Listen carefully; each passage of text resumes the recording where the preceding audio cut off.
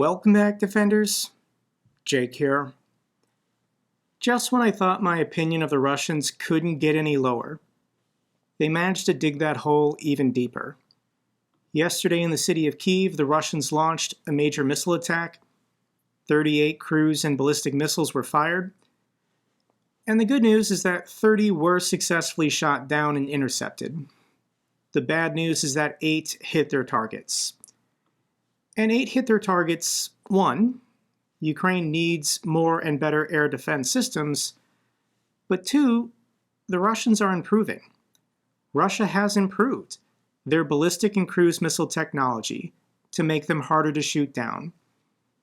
After 2.5 years of failures, even the Russians are bound to learn.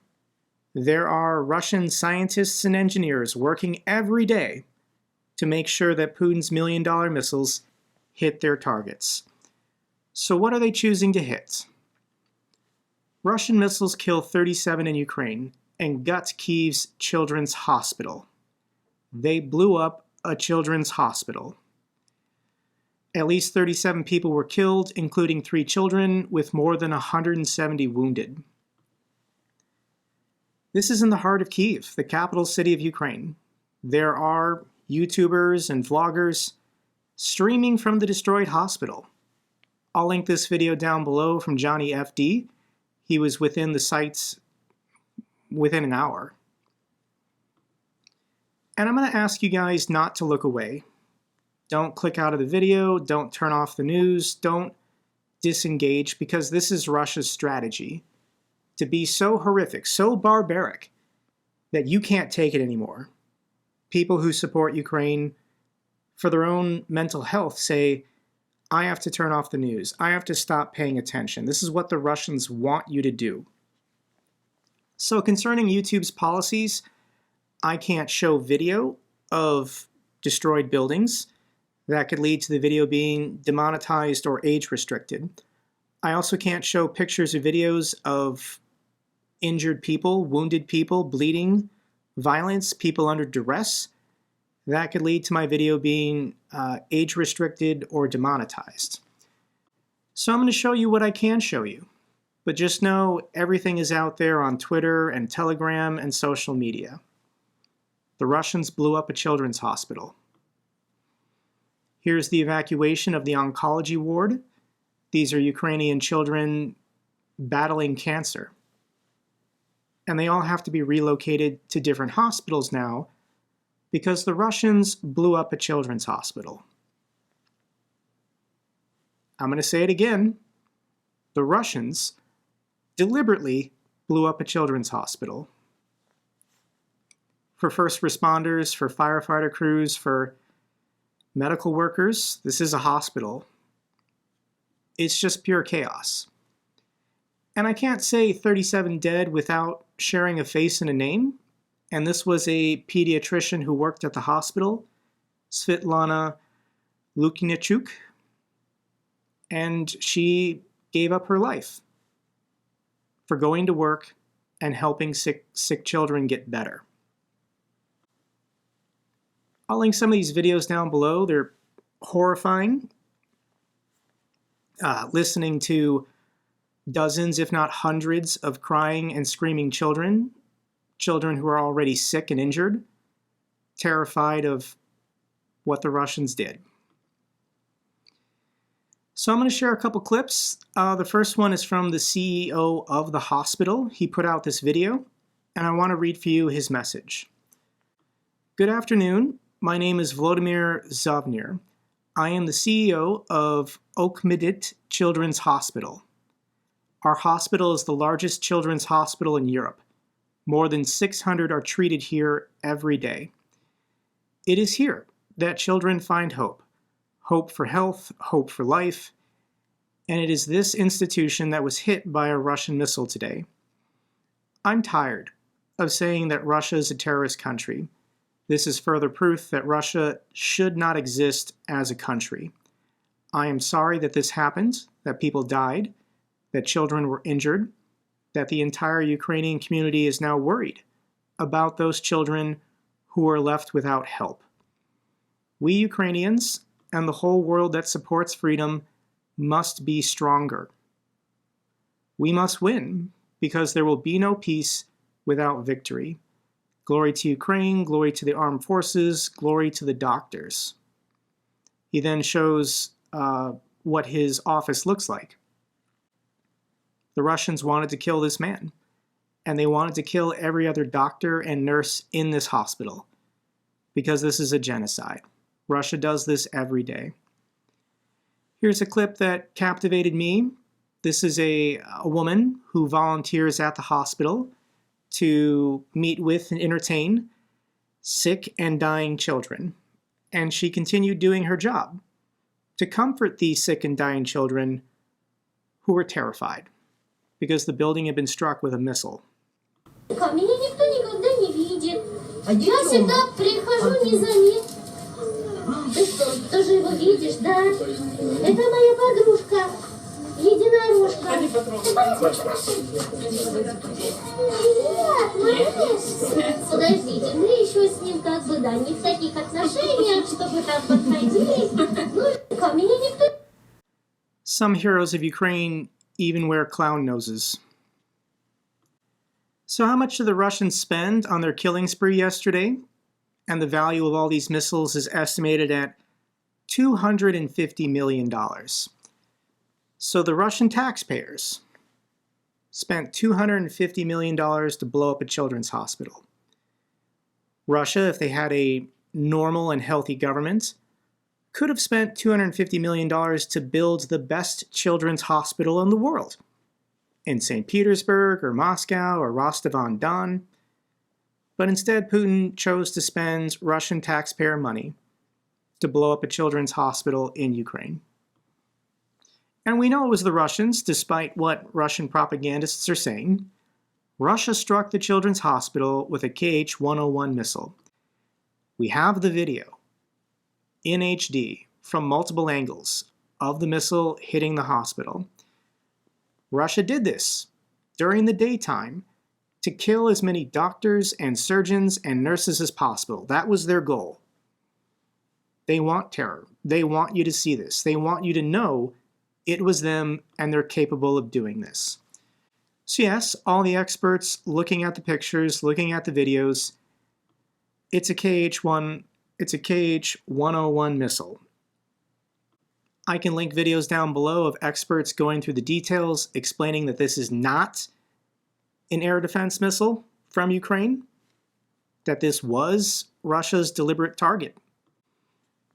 And of course, the missile hit the hospital, and once you clear the debris, you can find the missile. So they've already found a fragment of a Kh-101 in the rubble of the hospital. Russia 100% did this, and they did this on purpose. This is just who the Russians are at this point. When you see a cartoon, you want to smile, you want to laugh, but political cartoons that are dark are meant to convey the truth. If you want to advance in the Russian military, if you want to get more power for yourself so you can steal funds from the military or whatever motivates the average Russian officer,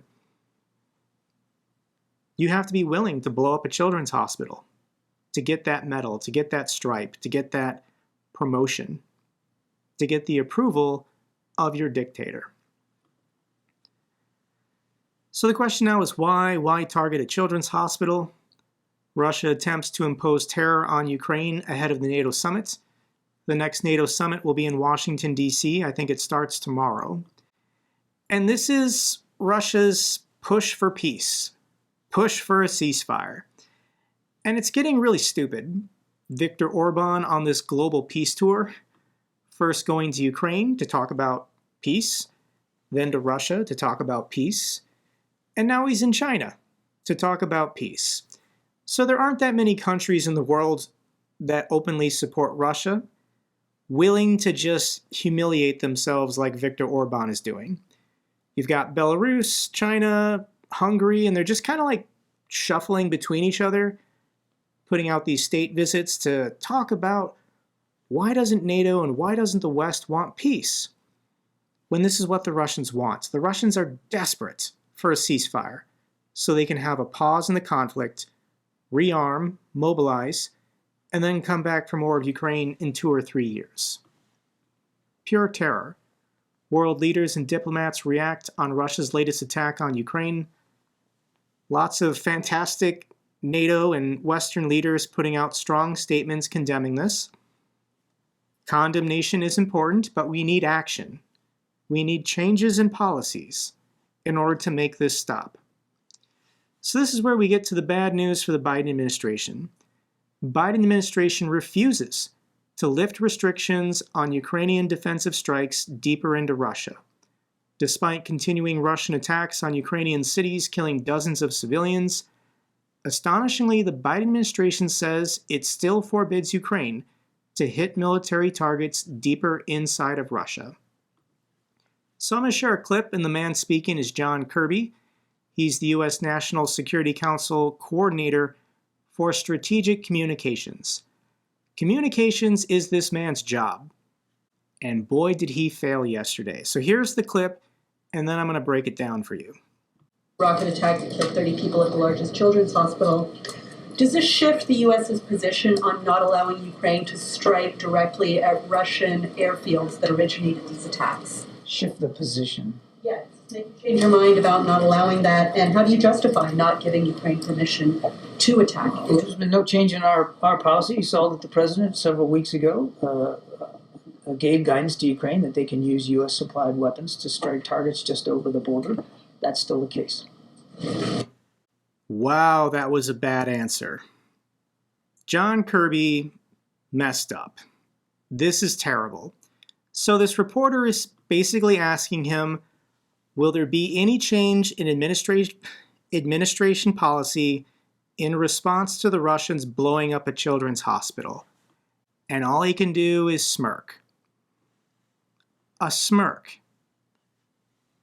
Nice try, media. Trying to think we would change our policy just because the Russians are blowing up children's hospitals?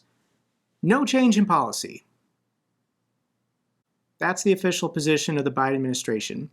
And for any Americans watching this who want to jump in and say Trump's the answer, there's no condemnation from Trump either. It's been 2.5 years of continuous war crimes, and Trump has never condemned a single one because he supports Russia and he likes Vladimir Putin. But let's continue with our diagnosis of the Biden administration. And this was a complete failure. A lot of people are missing the point here.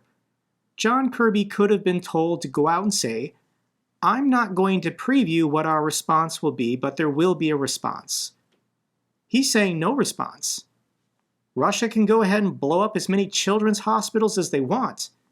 Here in the White House, we don't care. That's the message they just conveyed yesterday. This is horrifying. So let's talk about the Biden administration, because when Congress passed the $60 billion in aid in April, the House of Representatives deliberately put in the bill that ATACMS had to be sent. And Congress didn't place any restrictions on those ATACMS. It's entirely Joe Biden and the White House creating these imaginary red lines for fear of escalation. Really, no response to a children's hospital being blown up. So there's growing calls for increased political pressure on the White House. You don't really need to call anybody in Congress because Congress hasn't placed any restrictions. So here's the group Razom for Ukraine, and they're trying to organize greater efforts for people to call the White House, to talk to their representatives, to communicate to Joe Biden. He needs to change this policy. He needs to change this policy today. Let me share this clip with you. This strike would not have been possible if Ukraine were permitted to strike all legitimate military targets inside of Russia.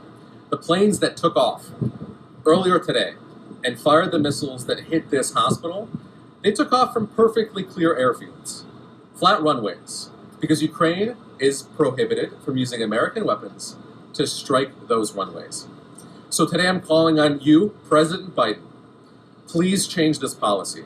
allow Ukraine to strike all legitimate military targets in Russia and prevent attacks like the one that we saw today. You have the power to prevent countless additional deaths. Let Ukraine defend itself. Let Ukraine defend itself. Let Ukraine strike back. We got to be doing more. I have to be doing more to put pressure on Joe Biden to change this insane policy. This needs to change today. Additionally, I think Russia should be designated a state sponsor of terrorism. This would be catastrophic for any companies and businesses still choosing to do business in Russia. But if blowing up a children's hospital doesn't make you a state sponsor of terrorism, then I don't know what does. Ukraine's going to fight back. Ukraine is doing their best. Ukrainian kamikaze drones attack 5 Russian regions, including an oil refinery and power grid stations were set afire. I'll link some videos down below, but this is why Russia is getting so desperate. This is why Russia is becoming so barbaric. Russia is panicking because they started a special limited military operation without the resources or the planning for it to last 3 years. They want the ceasefire, they want to rearm, and they want a do-over when they're ready. I'll link these pictures and videos down below if you want to see an ammunition depot blow up.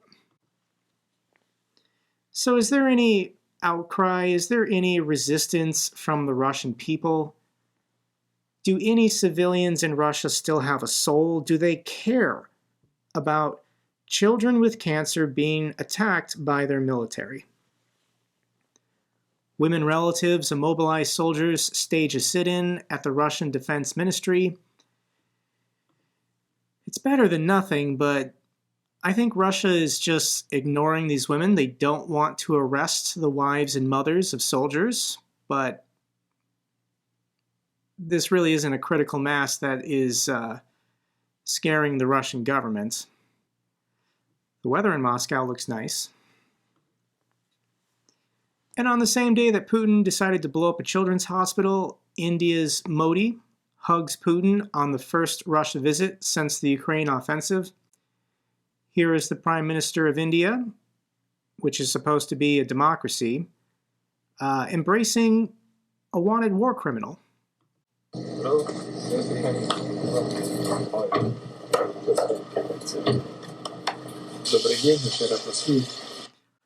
So that is the leader of the Indian people signaling to the world that we love buying cheap oil from Russia. And this is Vladimir Putin saying, we love you for continuing to buy our oil, even if it's at a discounted rate.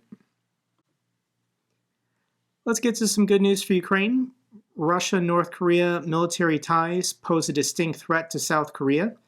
The president of South Korea will be at the NATO Summit in Washington, D.C. this week, and I think he's going to make an announcement. Here's a quote he put out with Yonhap News. Military cooperation between Russia and North Korea poses a distinct threat and grave challenge to the peace and security on the Korean Peninsula and in Europe. South Korea is one of the top 5 military exporters in the world, and it'd be fantastic if they started providing lethal aid to Ukraine. This is good news. World's leading shipping company resumes container service to Odessa, first time since the Russian invasion. A container ship from Mediterranean Shipping Company has docked in Odessa, the first such vessel from a global leader to enter a Ukrainian port since Russia's invasion. So we forget about Ukraine's victories and Russia's defeats, but Russia has lost the Black Sea. If we go back in time a year ago, that's when the grain deal ended and Russia started blowing up Odessa's port infrastructure and all these grain silos. And after a couple months, Russia realized it was pretty stupid to waste millions of dollars on missiles to blow up tens of thousands of dollars worth of grain. So they stopped, and now Ukraine is allowed to export whatever they want. Normal commercial shipping is occurring. Ships hug the coast once they go through Istanbul, They stay within NATO waters for Bulgaria and Romania, and they're going to Odessa to pick up Ukrainian exports. It's a victory. Netherlands announces additional Patriot for Ukraine and $2.1 million to investigate crimes of the Russian military. This is, I think, a Patriot system that we learned about 2 weeks ago, but formally announced from the Netherlands Ministry of Defense. Same with the UK. UK's Defense Secretary announces a new military aid package for Ukraine. Here's what's in the package coming from the UK. Thank you so much. Germany announces new military aid package, including a Patriot air defense system. Once again, this leaked about 2 weeks ago, but it's official now, and this is the third Patriot system pledged by the Germans to Ukraine. Thank you so much, the people of Germany. Here's good news. Ukrainian high jumper sets new world record at the Paris Diamond League.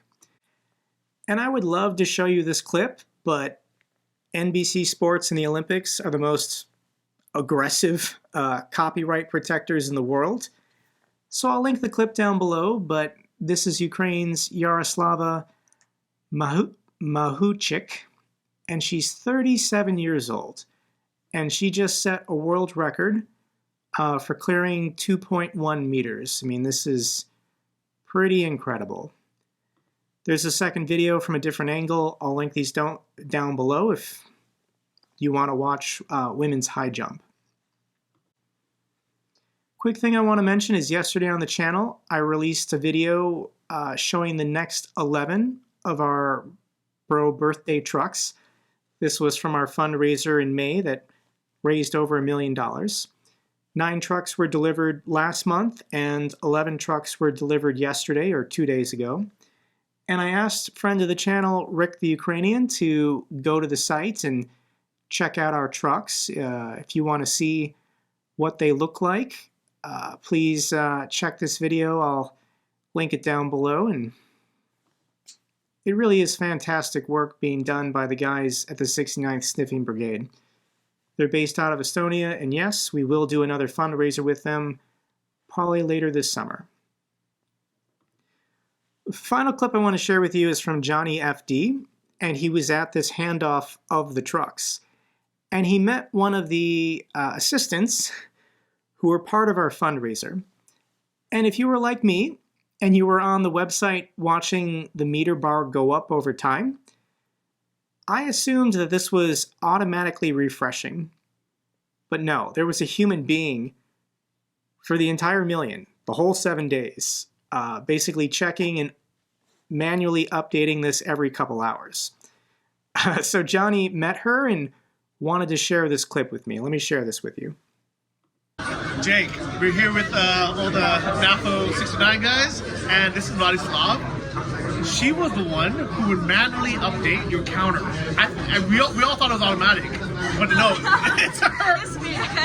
And like, how did that feel every time you logged in? And you It had was to do really nice, and it's feel like something big. And thank you for all your support, and you did a great job. Thank you. And thank you, because you probably didn't sleep very much. You were like, because I was checking this counter. I'm sure Jake was checking as well, and I thought it was automatic because it would like update so fast. And stickers for the car, I also did for all the JakeBroeYT cars. Cool. Very cool. All right, Jake, I'll show you the cars tomorrow. So thank you to this wonderful woman. I think I heard her name was Vladislava. She also did the decals on the cars, the stickers. I've also been hearing from lots of people that they've received their fundraiser patches. So if you donated 110 and filled out the form, you should be getting a patch with my face on it. That's all for this update video. Glory to Ukraine, glory to the heroes. If you found this video informative, give me a thumbs up. Best way to support the channel. Comments and questions, let me know down below. I love hearing from you guys. Till the next video, keep defending the truth, keep defending democracy.